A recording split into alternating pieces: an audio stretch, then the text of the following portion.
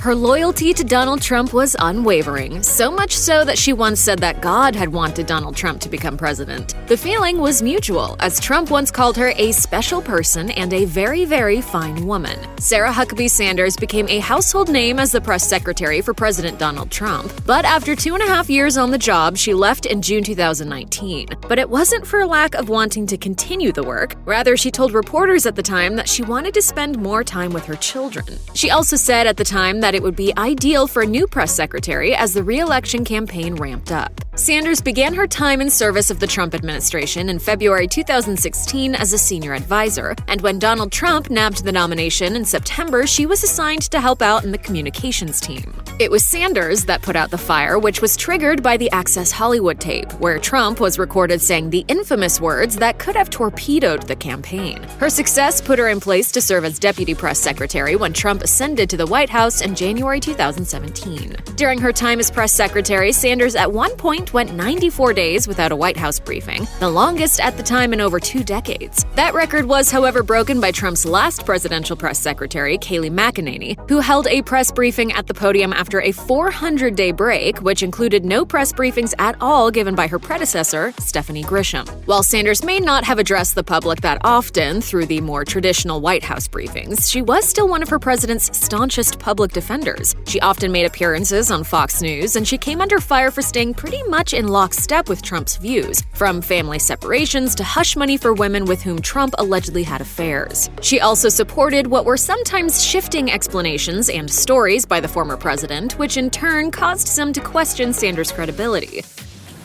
Were you lying to us at the time, or were you in the dark?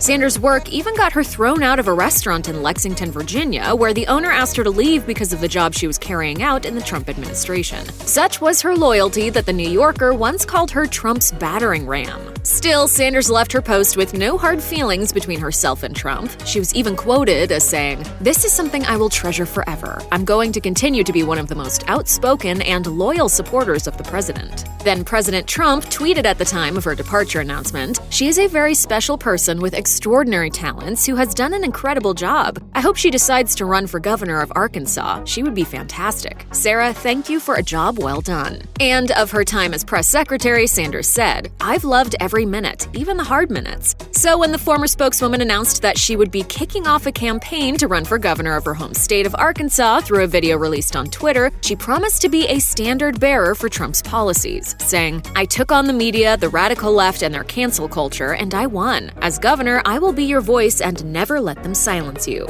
Such was the state of the relationship between Sanders and her former White House boss that he endorsed her candidacy, calling her a warrior who will always fight for the people of Arkansas and do what is right, not what is politically correct. He pointed out that his former press secretary, who has extensive campaign experience but no administrative experience, would make a great governor, saying, "Sarah is strong on borders, tough on crime, and fully supports the Second Amendment and our great law enforcement officers." How successful Sanders will be in capturing the governorship, which her father Mike once held, is an open question, since the Republican field in what is a deeply red state is already quite crowded.